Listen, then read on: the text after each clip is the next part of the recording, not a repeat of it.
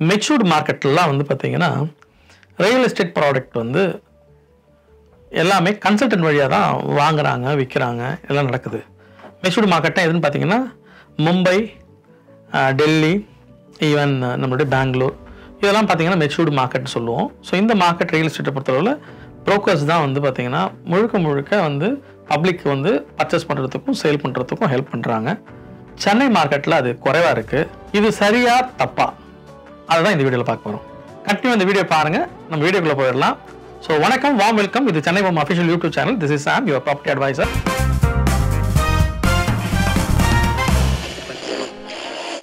இன்னைக்கு ரியாலிட்டி டாக்கில் வந்து பார்த்தீங்கன்னா கன்சல்டன்ட் வழியாக நம்ம ப்ராப்பர்ட்டி வாங்குறது கரெக்டாக தப்பா, அப்படி கன்சல்டன்ட் வழியாக நம்ம ப்ராப்பர்ட்டி வாங்கணும்னா அது என்ன பெனிஃபிட் நமக்கு கிடைக்குது அப்படின்ற விஷயத்தை தான் இன்னைக்கு பார்க்க போகிறோம். ஸோ இப்போ வந்து பார்த்தீங்கன்னா ஒரு கன்சல்டன்ட் அப்படின்னு சொல்லும்பொழுது ஒரு ஏரியா மேபி நம்ம இப்போ சென்னையிலேருந்து பேசுவோம், சென்னையில் இருக்கணும்னு வச்சுக்கோங்களேன்.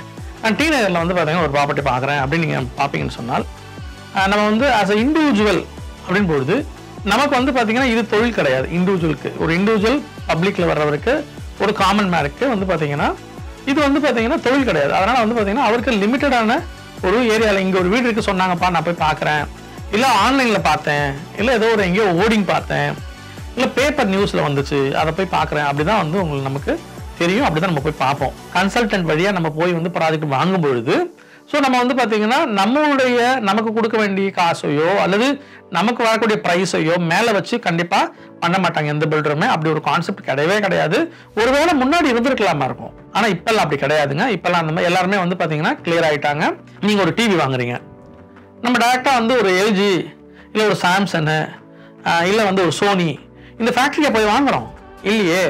நம்ம வந்து பார்த்தீங்கன்னா ஒரு வசந்த் அண்ட் கோலையோ இல்லை நமக்கு தெரிஞ்ச ஒரு பெரிய ஒரு மால்லையோ ஏதோ ஒரு ஸ்டோரில் போய் வாங்கிட்டு போயிடுறாங்க. எல்லாமே டீலர்ஸ், எல்லாருமே டிஸ்ட்ரிபியூட்டர்ஸ். ஸோ இதன் வழியாக தான் வந்து பார்த்தீங்கன்னா டிவியாக இருக்கலாம், ஏசியாக இருக்கலாம், ஈவன் கார் எடுத்துக்கோங்க, எல்லாமே வந்து பார்த்தீங்கன்னா ஒரு டீலர் வழியாக தான் வாங்குறோம். நம்ம ஒரு மேனுஃபேக்சர் கிட்ட வாங்குறது இல்லை. ஆனால் வீடுன்னு பொழுது சென்னையில் தான் இந்த ப்ராப்பர் ப்ராக்டிஸ் இருக்குது. நான் வந்து பில்டர்கிட்ட தான் போய் வாங்குவேன், பில்டர்கிட்ட தான் போய் நிற்பேன், பில்டர்னு அப்படி தான் நினைக்கிறாங்க. பட் அது வந்து அந்த மைண்ட் செட்ன்றது வந்து கொஞ்சம் கொஞ்சமாக இன்றைக்கி சென்னையும் மாறிட்டு தான் வருது.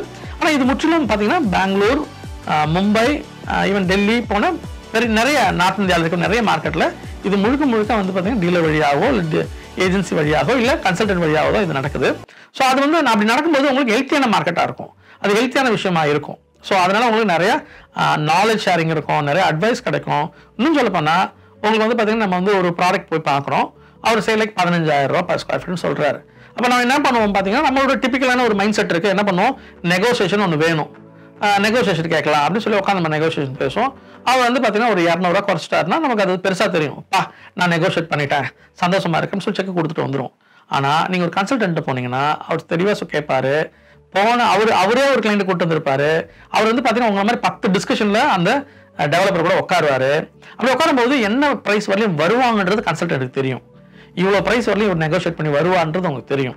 அப்படி அந்த கன்சல்டன்ட் நீங்கள் கேட்டிங்கன்னா அவர் சொல்லுவார், சார் இது வரலையும் வருவாங்க சார் அப்படின்னு உங்ககிட்ட சொல்லுவார். அதே மாதிரி அந்த டெவலப்பர்ட்டையும் சொல்லுவார், கிளைண்ட் பட்ஜெட் இவ்வளோ தான், இதுதான் எதிர்பார்க்குறாங்க, இவ்வளோ கொடுத்தீங்கன்னா தான் அந்த டீல் முடியும், அந்த அவர் வாங்குவார், இவ்வளோ நீங்கள் கொடுக்கலன்னா அந்த டீல் முடியாது, இப்படின்ற விஷயம்லாம் எஜுகேட் பண்ணுவார். அதே மாதிரி நீங்கள் வந்து பார்த்தீங்கன்னா இப்போ டி நகரில் கேட்குறீங்க, ஆனால் கன்சல்டன்ட் போய் பேசும்பொழுது கன்சல்டன்ட் வழியாக பேசும்பொழுது கன்சல்டன்ட் என்ன சொல்லுவார்னா, சார் டி நகரில் என்கிட்ட இல்லை, ஆனால் நீங்கள் வாங்க சார், உங்களுக்கு வந்து பார்த்தீங்கன்னா வெஸ்ட் மாம்பலத்தில் கொடுக்குறேன் இல்லை கோடம்பாக்கத்தில் கொடுக்குறேன் அப்படின்னு உங்களுக்கு வந்து நல்ல ப்ராடக்ட்டை ரெக்கமெண்ட் பண்ணுவாங்க. ஸோ நம்ம வந்து பார்த்தீங்கன்னா டி நகர் அந்த ஏரியாக்குள்ளே சுற்றிக்கிட்டு இருக்கோம். அப்போ இந்த மாதிரி விஷயங்கள் வந்து பார்த்தீங்கன்னா ஒரு கன்சல்டண்ட்டாக தான் உங்களுக்கு சர்வீஸ் பண்ணி கொடுக்க முடியும். ஸோ அதனால் வந்து கன்சல்டன்ட் வழியாக போய் வாங்குறன்றது நல்ல விஷயம் தான். ஸோ இப்போ நம்ம கன்சல்டன்ட் வழியாக நம்ம போகிறோன்னு சொன்னால் கன்சல்டன்ட் தான் எங்கிட்ட ஃபீஸ் கேட்பாங்களா அப்படின்னு ஒரு கொஸ்டின் வைக்கலாம். சரி, கன்சல்டன்ட் இப்போ சென்னை பொறுத்தளவில் நீங்கள் கன்சல்டன்ட்டில் செகண்ட் ஹேண்ட் ப்ராப்பர்ட்டி வாங்கவோ விற்கவோ செஞ்சீங்கன்னா கண்டிப்பாக ஃபீஸ் கேட்பாங்க, நீங்கள் கொடுக்கணும், சரிங்களா? ஆனால் நியூ ப்ராப்பர்ட்டி நீங்கள் வாங்குவீங்க, ஏதோ ஒரு பில்டரோட ப்ராப்பர்ட்டி வாங்குறீங்க, ஏதோ ஒரு எக்ஸ் டெவலப்பரோட ப்ராப்பர்ட்டி நீங்கள் வாங்குறீங்கன்னு சொன்னால் அந்த ப்ராப்பர்ட்டி நீங்கள் வாங்குற பட்சத்தில் கன்சல்டன்ட்டுக்கு எந்த விதமான ஃபீஸும் கொடுக்க தேவையில்லை. எனக்கு தெரிஞ்ச வரலையும் எல்லா கன்சல்டன்ட்டும் ஃப்ரீயாக தான் அவங்களுக்கு சர்வீஸ் பண்ணுவாங்க.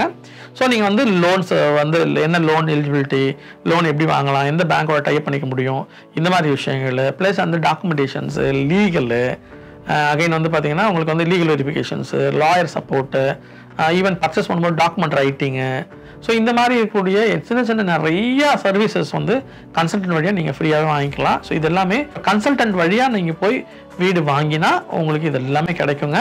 ஸோ அதே மாதிரி கன்சல்டன்ட்டையும் நீங்கள் கரையான ஒரு கன்சல்டன்ட்டை கண்டுபிடிங்க. ஸோ உங்களுக்கு வந்து ப்ரொஃபஷனலாக பண்ணுறாங்களான்னு பார்த்துட்டு அவங்ககிட்ட பேசுங்க. ஸோ அவங்கள பற்றி நீங்கள் வந்து ஒவ்வொரு கன்சல்டன்ட்டும் வெப்சைட் வச்சுருப்பாங்க, இல்லை அவங்கள பற்றி நிறையா வந்து நீங்கள் வந்து நிறைய ஆட் வரும். ஸோ அதெல்லாம் நீங்கள் பார்த்துட்டு இவங்க யார் என்ன ஏதுன்றதை வெப்சைட்டில் அவங்களுடைய ரெக்கார்ட்ஸு, பாஸ்ட் ரெக்கார்ட்ஸ்லாம் நீங்கள் போய் வெரிஃபை பண்ணிவிட்டு இந்த கன்சல்டன்ட்டை நான் டீல் பண்ணலாம் அப்படின்னு முடிவு பண்ணி நீங்கள் கன்சல்டன்ட்டை கண்டுபிடிச்சி நீங்கள் கன்சல்டன்ட் வழியாக வாங்கினீங்கன்னா கண்டிப்பாக you can get a good property and good deal. So இன்றைக்கி இவ்வளவு தான் ரியாலிட்டி டாக்கில். ஐ திங்க் இது யூஸ்ஃபுல்லாக இருக்கும் நான் நினைக்கிறேன். ஸோ எனி கமெண்ட்ஸ் ஏதாவது இருந்ததுன்னா நீங்கள் கமெண்ட் பண்ணுங்கள். So we will discuss. Even ஸ்க்ரீனில் நம்பர் வரும். உங்களுக்கு வேறு ஏதாவது டவுட் இருக்குது, வேறு ஏதாவது உங்களுக்கு தெரிஞ்சுக்கணும், அப்போ தேவைப்பட்டுச்சுன்னா கண்டிப்பாக இந்த நம்பர் கால் பண்ணுங்கள். நான் தான் அந்த நம்பர் எடுப்பேன். ஸோ கண்டிப்பாக will answer. So until otherwise, this is Sam signing off from Chennai Homes.